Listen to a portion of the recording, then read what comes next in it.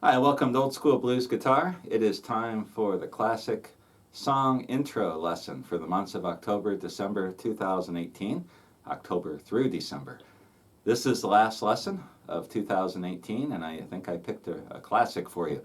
This is the opening guitar part to a song by Gatemouth Brown. It's called Oh, Your Daddy, Daddy Yar, or That's Your Daddy, Daddy Yar. I think that's the official title. Let's not worry about that. Let's get to the guitar playing. And the introduction has always been one of my favorites, and I've taken the time to figure it out pretty much note for note for you. So, starting out, Gatemouth Brown, like Guitar Slim, used the capo a lot to be able to play out of the E position. So I've moved my capo to the 3rd fret, which is a little weird for some of you, I bet. And we're playing in the key of G. Let me play the intro to the song. And again, without the backing track or anything else, I'm just going to play through it, try to keep the timing steady, and then we'll take this apart. Here we go.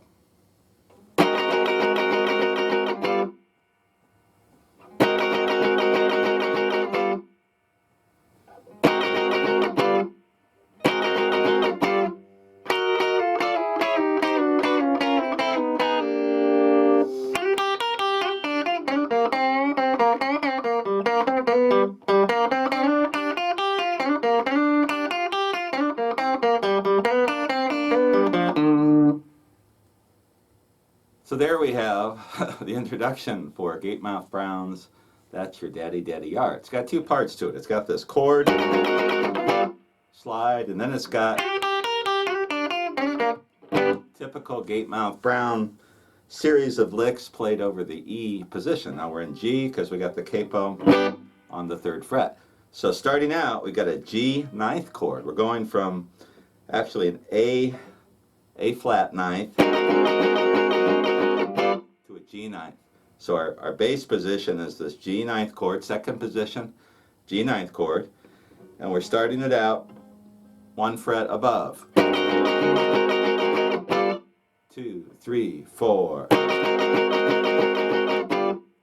So we do that twice, and then we do this twice.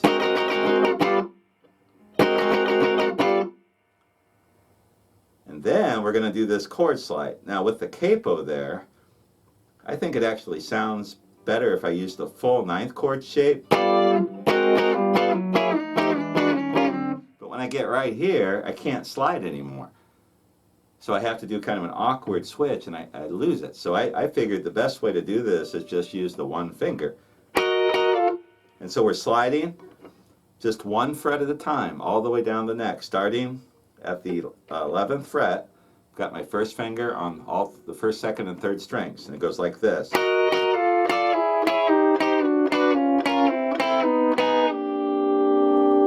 it kind of pulls off. You can hear that on the recording. So one more time, let's do that whole first part. 2, 3, 4.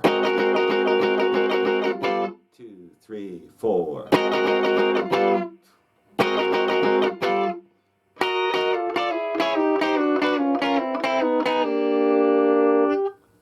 Kind of cool. And that little pull off, you don't hit any strings, you just got to pull it right off and let it ring out a little bit. That's what you hear on the recording. Now we're going to get into the single string part, and he's going to start out with this lick, which is a little tricky. I had to listen to this over and over again to really hear exactly what he's doing. I think I got it. You can listen to it and see. But I'm starting out with this slide from the 6th fret to the 8th fret on the 2nd string, getting the open 1st string.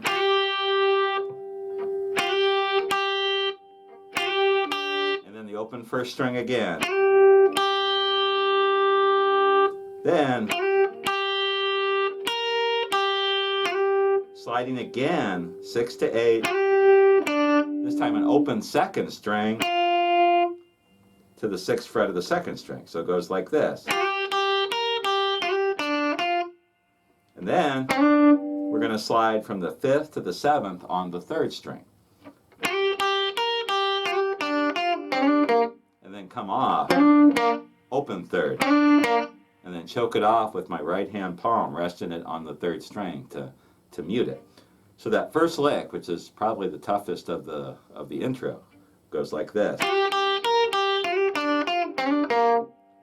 And then we're going to go into this bend on the 3rd string, 5th fret. Kind of a slow bend.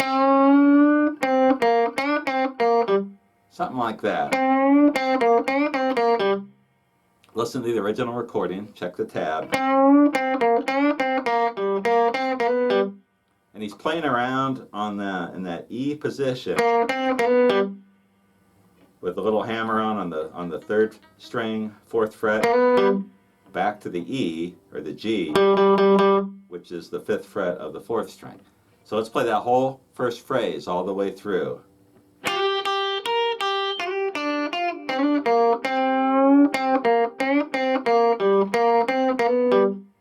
Something very close to that. He might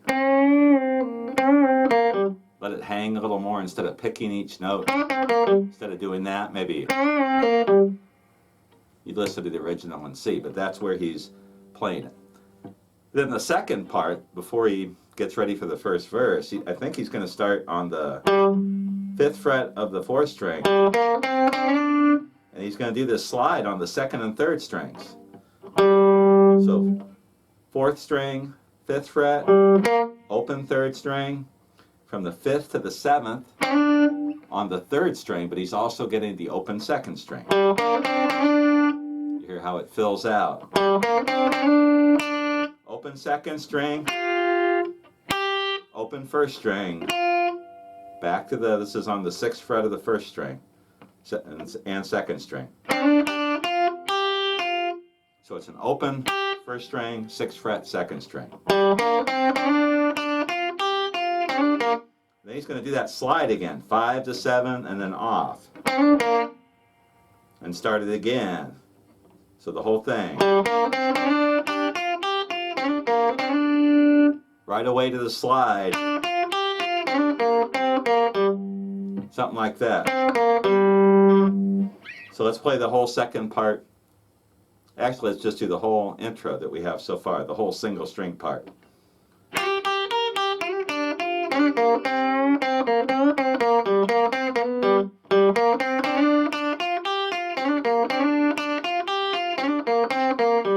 Something like that. From the 5th fret of the 3rd string, open 3rd string to the 5th fret of the 4th string, or you might do this, where he gets the 5th fret of the 3rd string, and then a quick hammer on to the 4th fret before he gets back to the G. So let's try that whole part.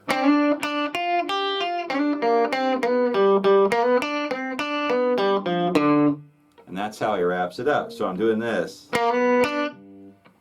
4th fret, hammering on to the 4th fret of the 3rd string, open 2nd string.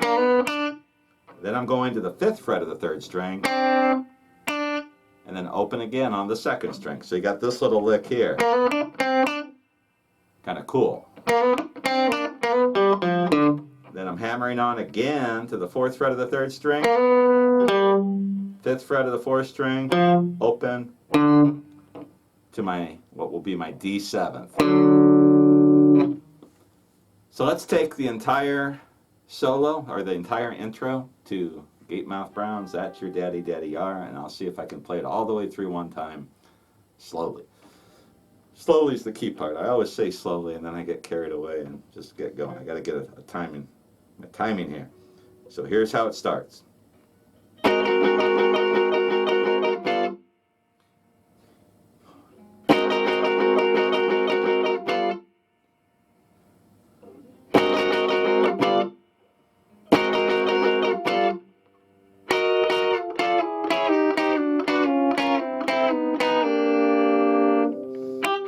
Whoops.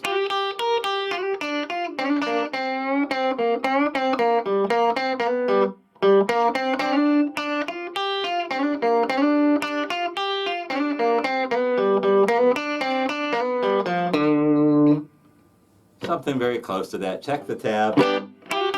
I screwed up there a little bit, but I think that's enough to get you through. So there we have one of the coolest electric blues introductions in the history of the music, the beginning of Gatemouth Brown's That's Your Daddy, Daddy R. That's how you play it, as far as I know. If you see anything you think is different, or you see anything I did wrong, or know anything about Gatemouth Brown's approach or style that I don't, let me know, because that is one of the main reasons I do this. I want to learn some stuff too. I will see you again with another classic song intro lesson, but not until 2019. Hope you have a happy new year. See you then.